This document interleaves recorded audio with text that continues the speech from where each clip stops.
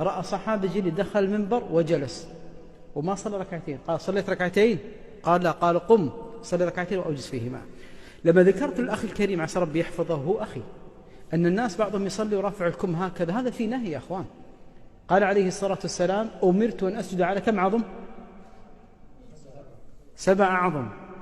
الوجه، لأن الوجه بعض الناس يسجد على طاقية أو القبوع أو القبعة ترفعها تمكن من السجود. الوجه واليدين والركبتين والقدمين 7 أعظم. جميل. قال وألا أكف ثوب أو شعر في الصلاة، كم طويل ما ترفعه، نص كم يجوز. الفليل الشيال أو الحمال هذا في نهي، كراهة تنزيه. بعض الحنابلة قالوا كراهة التحريم. نهى عليه الصلاة والسلام أن يصلي الرجل وليس على عاتقيه شيء. لاعبين السلة والشباب يروحون الحداق والبحر لابس فلين الكت أو العلاق، في نهي يا عم تقول له. نهى عليه الصلاة والسلام أن يصلي الرجل وليس على عاتقه شيء. نرى بعض المحرمين في مكة يطلع الحرام كتف ويصلي، خطأ تغطي كتفك في الصلاة، هذا مما نهى عنه النبي عليه السلام. أما الأخ الفاضل ربي يحفظ الجميع، أنا أعلم الصف الأول ولو كان آخر أحب إلى الله من الصف الثاني أمام الإمام في الخطبة وغير الخطبة. وقد قال صلى الله عليه وآله وسلم إن الله وملائكته، كم ملك لله في اليوم الواحد في البيت المعمور يدخل 70,000 ملك ولا يخرجون.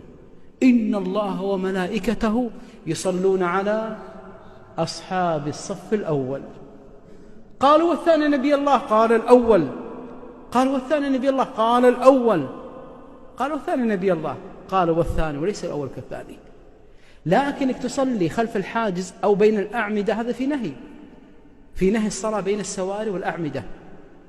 وما يزعلون مني أصحاب الكراسي، الكراسي لعلها تشق الصفوف، الأصل في الكراسي تكون في الزوايا أو الستاند هذا تجلس عليه لا حرج، لأن القطع بين الصفوف يقول الصحابي كنا نطرد منها طردا، أي الصلاة بين الأعمدة، لأنها تقص الصف وتشق الصف.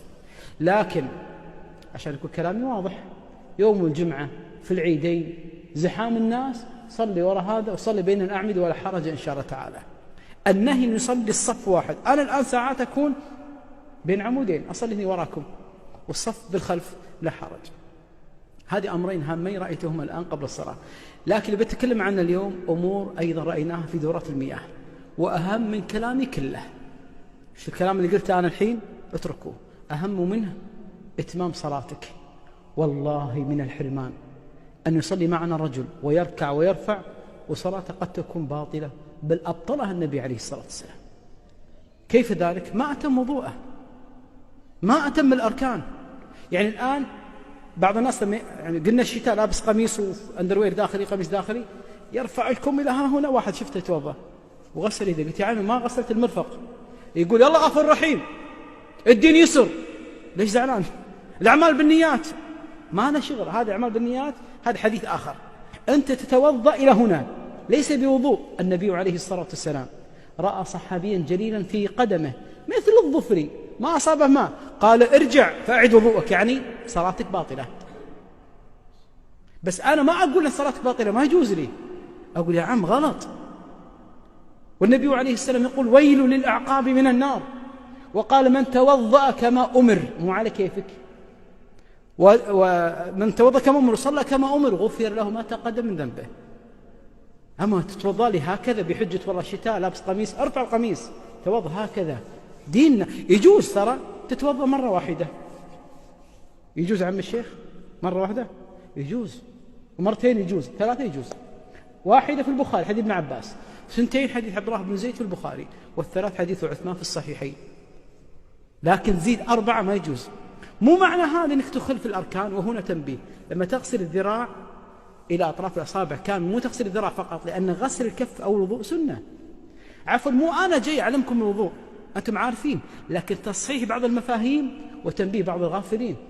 واجب عليني أتكلم إذا رأيت أحد من أخوي يخطئ.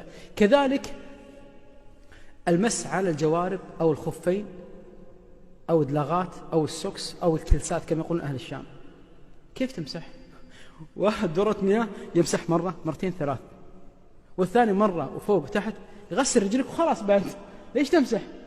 السنة في المسح يمين هكذا والشمال هكذا. أنا أوريكم الآن الطريقة، سامحوني معلش حتى يكون هنا تمثيل. آسف. تخيل هذا كله، آخذ الماء هكذا وامسح اليمين على اليمين والشمال على الشمال مرة واحدة.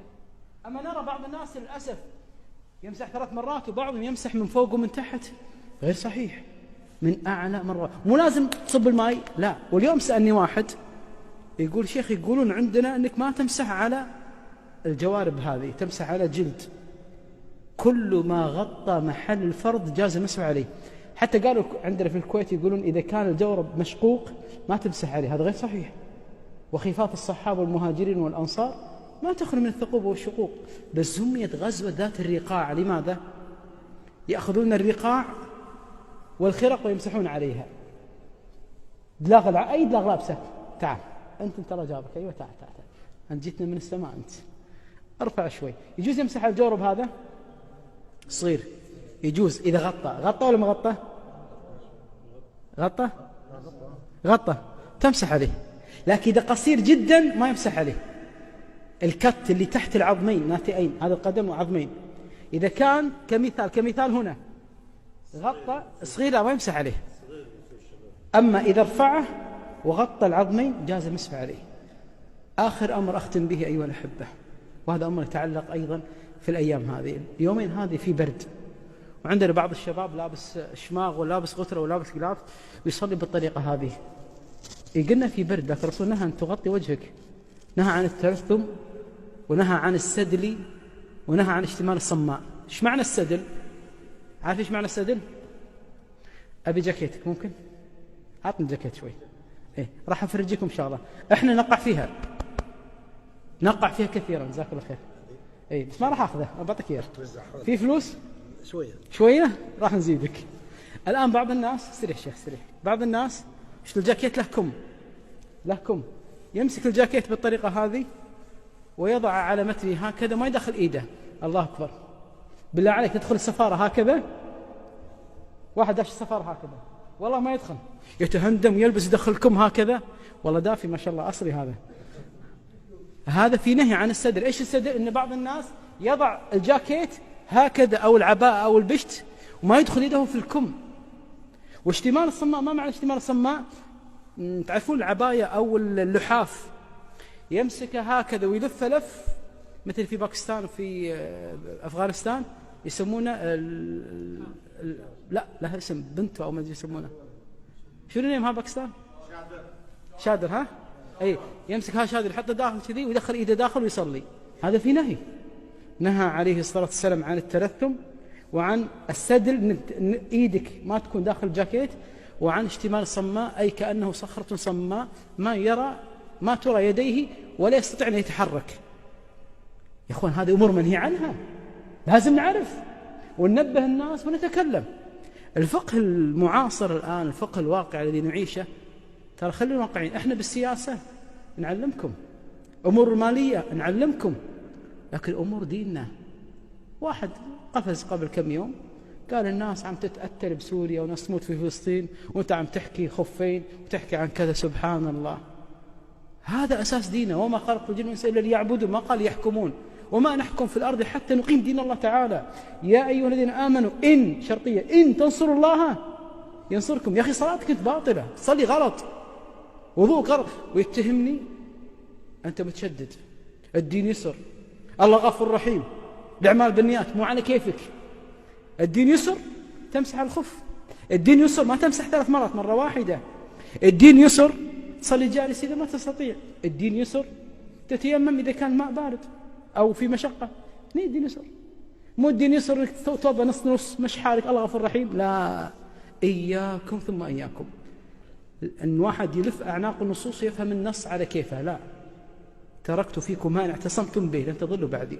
عندنا كتاب الله وسنة النبي عليه السلام. شيخكم أنا أحبه في الله ونحبكم كلكم في الله، وآسف اليوم شدينا عليكم الكلام. قبل لا أختم، أحد عنده سؤال؟ اللي يجاوب على السؤال هذا راح أعطي الجاكيت هدية. ها؟ والله ما أدري كم فيه.